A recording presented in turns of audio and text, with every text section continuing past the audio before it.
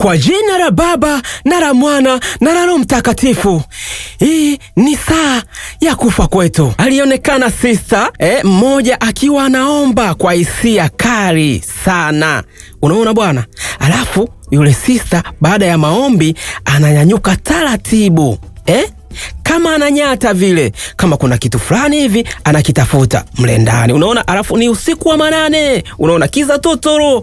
Anachukua mkono, anavuta draw taratibu. Alafu ndani kwenye draw kuna bonge la funguo zenyewe babu. Anakimbia nduki lake usiku. Kafika kwenye geti, anaanza kufungua mlango. Kumbe zile funguo zilikuwa ni za geti. Kila akifungua milango haifunguki. Akifungua milango haifunguki. Alafu nyuma kuna watu wanakuja wamevaa miguo meusi. Unaona? Watu kama masonic fulani hivi. Anahangaika wapi fungua wapi, unaambiwa. Sasa wale watu wasimkute nini, wakaanza kumvuta miguu, mara wakamvunja miguu. Alafu cha ajabu wakamchukua wakamweka kwenye jeneza, wakachukua kiberiti wakamwachia, akawa anajiwashia mwanga mwenyewe. Sasa huko analalamika anaomba msaada wapi? Kila akiomba msaada hakuna kitu kinachoendelea. Unaona?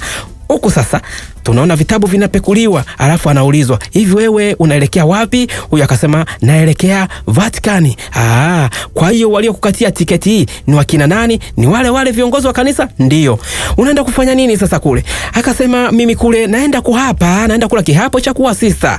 Wakasema kuapa kuwa sista yani wewe ndo unaenda kule kuwa sista mbona wewe ni binti mdogo wewe mbona unakuwa na mabaraka kiasi hiki? Sasa yule binti anashangaa, yani mimi tena mbona unaniuliza maswali? Akasema sasa wewe, mimi nimekuja kuomba passport hapa, sitaki kuhojiwa maswali mengine, mbona mnanihoji kiasi hiki, kwani kuna nini? Akasema hapana, unajua tunakuonea huruma. Akasema huruma gani?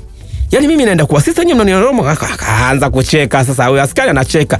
Sasa sista anawaza, kwani kuna kitu gani mpaka anaulizwa hayo maswali? Mwisho wa siku wakamruhusu yule bimdada akaondoka. Sasa anamsubiria mwenyeji wake aje kumpokea. Akaingia bwana Dikano Onzo. Huyu ndo alikuwa mwenyeji, alitumwa na kanisa kuja kumpokea Sister Cecilia.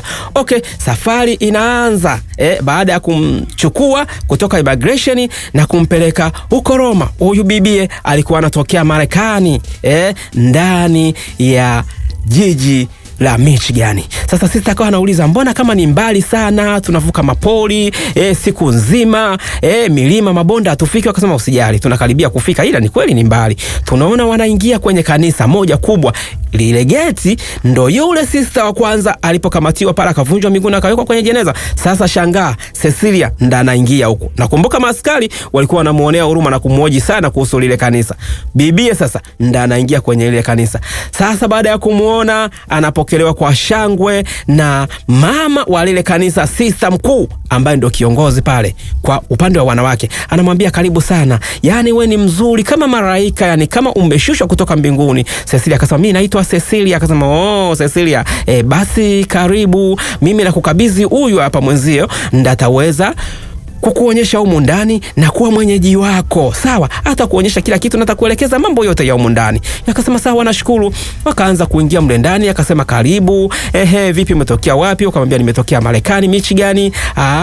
Basi ingia humu ndani. Lakini humu ndani jamani, angalia vizuri, kuwa vizuri. Sasa mara akaja mbibi mmoja akasema namtafuta baba yangu. Huyo alikuwa ni sister, kashakuwa mzee, eti anamtafuta baba yake.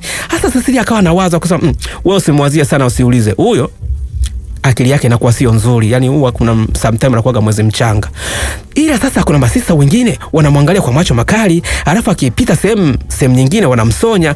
Cecilia akawa anawaza, kwani kuna kitu gani? Mbona watu wananiangalia vibaya? Huyu aliyempokea akasema usijali, haya ni mambo ya humu ndani, ila bwana kuna mambo fulani yanaendelea, mimi sitaki kukuambia, ila unatakiwa kuwa makini. Huyu akasema nashukuru sana kwa kunikarimu, umenipokea vizuri. Na huyu akasema sawa, nimekupokea vizuri, lakini jioni nasikia unaenda kula kiapo. Tafadhali Cecilia, usije ukala kiapo, usithubutu. Hii ni sumu kubwa sana. Sasa Cecilia akawa anamwambia ni sile kiapo kivipi? Wewe akasema nimekwambia hivyo, sile kiapo. Mimi nimekuja kwa ajili ya kuwa sister na kuapishwa, na uweze kuwa sister bila kuapishwa. Sasa kwa nini nisile kiapo? Akasema nimekwambia hivyo.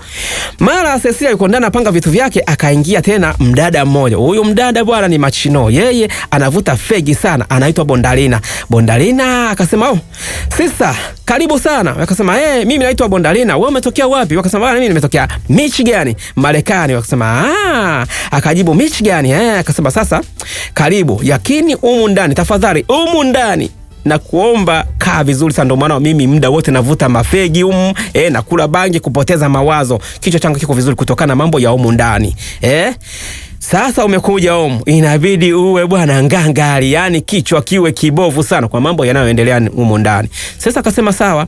Sasa Cecy muda umefika, anajiandaa, anavaa nguo, anaupara kwenda kuhapa, anavaa nguo za uapisho. Cecy muda umefika, anaelekea kwenda kuhapa kwenye ukumbi, bonge la ukumbi kanisa humu ndani. Ukiingia bwana ni noma sana, ukiliona nje la kawaida, lakini ndani ni noma. Yani kuna arena humo, kuna bonge la kanisa. Mara Cecilia anaingia kwa machejo, kwa nidhamu zote. Ni sister mtarajiwa anayekuja kuhapa mbele ya altare,